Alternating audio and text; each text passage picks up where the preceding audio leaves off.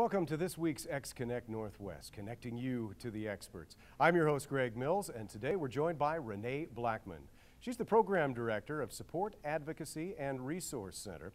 And before we get going, I want to remind you that you at home can join in the conversation simply by connecting with us on Twitter at NWPTV or use hashtag xConnectNW. On Facebook, search Northwest Public Television or by email at kwsutv@wsu.edu. Welcome, Renee. Thanks a lot for joining us today. We appreciate it. Thank you so much. I'm glad to be here. Let's talk for a minute about the organization, and you can tell us a lot about how it came to be and really all of what it encompasses. Absolutely. So SARC, or the Support Advocacy and Resource Center, started back in 1977. Three concerned counselors in our area were meeting with victims of sexual assault, and they wanted to start a support agency for them called Rape Relief at the time. And then throughout the years, they were working with more than women and more than rape. And so to better kind of express the work that they were doing, they changed the name in 1990 to the Sexual Assault Response Center. And then through the years from that, we changed our name back in 2012 to the Support Advocacy and Resource Center to explain that we work with victims of all types of crimes in addition to sexual assault. So that way we broadened our scope a little bit. So that was kind of our history. In 2006, we acquired the Crime Victim Service Center, which works with victims of general crimes. And then back in 2000, we started the Kids Haven program, which is a accredited children's advocacy center. So who all can use SARC as a resource then? Anyone can use SARC as a resource. Anybody who's a primary victim of sexual assault or any general crime, and then any age, any gender, any ethnicity, we can work with anybody. So tell me a little bit about the crisis programs that SARC offers. Yeah, so the crisis program is the program in which we're able to provide services to victims and their families. So within the crisis program, we have a 24-hour crisis line and a crisis response. So we have people on call all hours of the day, and then we have people who respond at the hospital for victims that are receiving a forensic exam. We also provide medical and legal advocacy, so we go through those systems with victims so they're not alone having to deal with systems that they might not fully understand the process or need extra support within those systems. We'll go to court with people. We also get them connected to resources in the community depending on their situation, whatever resource they need, we try to get them connected. And of course, counseling referrals, that's a big one. We try to get most people connected to a counselor for longer term support, mental health support. And then we have a library and crime prevention materials to help with the prevention aspect of crime. So the crisis program is the response to victims, and then we also have our prevention side. Sounds like quite a difference between what SARC started out as, not even SARC at that point, I suppose, and the type of services and the number of services that you offer today. It's mind-blowing. Absolutely. We serve in between 350 to 400 new victims of sexual assault. That's just sexual assault alone each year. So what is your role in the local schools, and how do you connect with kids? Well, that comes in through our prevention program. So we have programs that are multi-sessioned, and they focus on primary prevention, so building assets in kids that we believe will help reduce their chance of being a victim, but also reduce the possibility of them growing up as an offender. So we have several schools in the area have us come out for prevention and provide that to classrooms. So that's really where we have that connection with kids in schools as we go out and provide this prevention-based education. And then, if kids disclose in the classroom or if they give additional information, then they'll come through the crisis program. Most of our referrals for the crisis program, however, come through law enforcement and through an investigation with law enforcement or CPS, but our schools utilize our prevention program often. Do you see it making a big difference since you've had some time to watch it succeed over however long you've had that in place? I believe that definitely our prevention makes a difference in our community, and it helps kids understand that this is something that they can speak up about, and something that we want them to feel empowered to say something if something's happening to them. And so I believe that our prevention definitely makes a difference in the community. Yeah, absolutely. What about your camp? Let's talk about that for a minute. Our camp. During June we offer a week-long summer day camp, and it's called Camp SARC.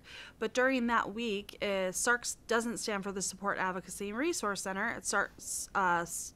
It is Strengthening and Revitalizing Children is what SARC stands for that week.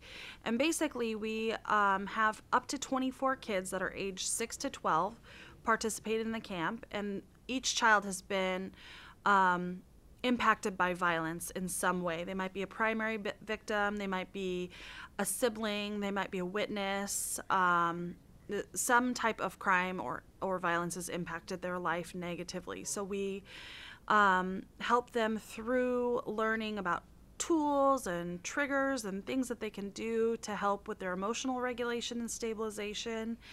And then we also help build healthy assets for the future. So there's 4 themes for camp that we base all of our sessions off of, and that would be healthy me, healthy connections, healthy confidence, and healthy expressions. So within those 4 themes, we have sessions and education based on those. And then we do just general fun summer camp things that any other summer camp would offer. So it's a really great experience to see the kids taking the information and use it in a way that's helpful for themselves and their families. We've gotten a lot of positive feedback for that. So fundraising has to be a big part of this too. How do you go about fundraising? Fundraising, we definitely is a big part. Community support is a huge part of what we do. We have our big fundraiser, which is our Kids Haven benefit auction, and that's an online auction that we do annually. And actually, the auction online just opened today, which is April 10th. And then we also utilize community support through just private donations. We have an end of auction event, which is May 2nd. It's a Cinco de Mayo themed auction dinner with we'll have a live auction and a silent auction, and the end of our online auction. So this is our big fundraiser. And then throughout the year, we will do things like our Little People Project, which people can sponsor a little heart that is out on the display in the community, and that is for child abuse awareness. So there's just little things that we do throughout the year to try to generate funds as well. Now, I know internet safety is something that you concentrate on. Talk to us a little bit about how you go about teaching internet safety. And I imagine that's not just kids, but their parents or adults in their lives as well, too. Absolutely. Any sort of technological safety is something that's really important. And so we have a program for elementary school and middle school, and we also have a program for parents. And we're in the midst of developing or increasing our high school program, because each age kind of has a different experience online. So we want to approach that in a way that's relatable for the kids that we're talking to and for their parents.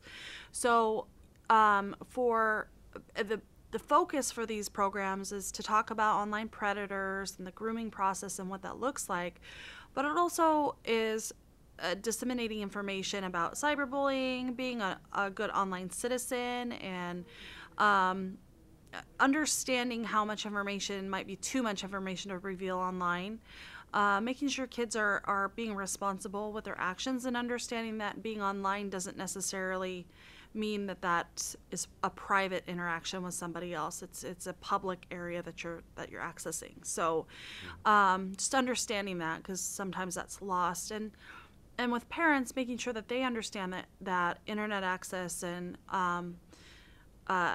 access to any online forums can be done through any wireless device that has that Wi-Fi capability. So often parents aren't aware of how many devices can access the internet. So we try to give them that information and just some ideas of what they can do to help their kids be safe online. Yeah.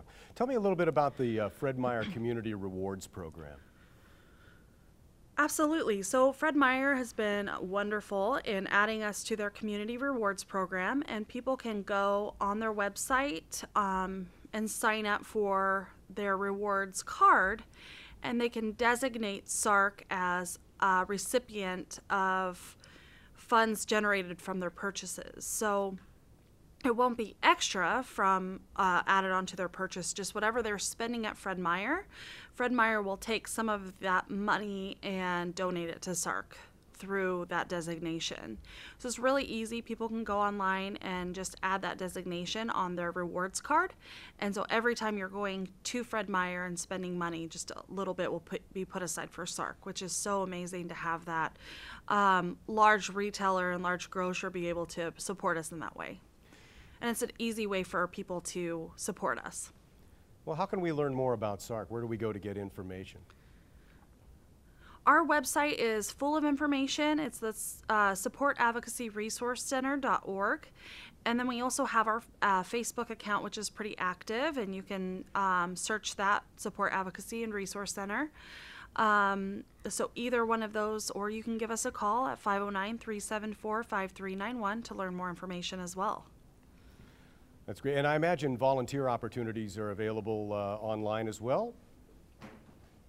Absolutely. We have volunteer opportunities in a variety of ways. We have volunteers within our crisis program, our prevention program, throughout the year on special projects, and then of course we have our board of directors that looks at the administrative side of our agency.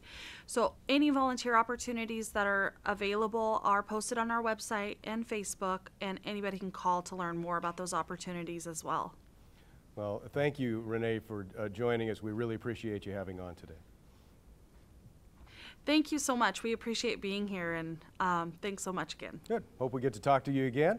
Thank you at home for helping us out as well. Hope you enjoyed today's show. You can always be a part of today's show or any of our shows if you want to by doing that, by connecting with us on Facebook. You can add us to your circle on Google+. Email us at kwsutv@wsu.edu, and send us your show ideas as well. If you missed any part of today's show, it'll be available online at nwptv.org. I'm Greg Mills. Thanks for joining us. We'll see you next time on air and online.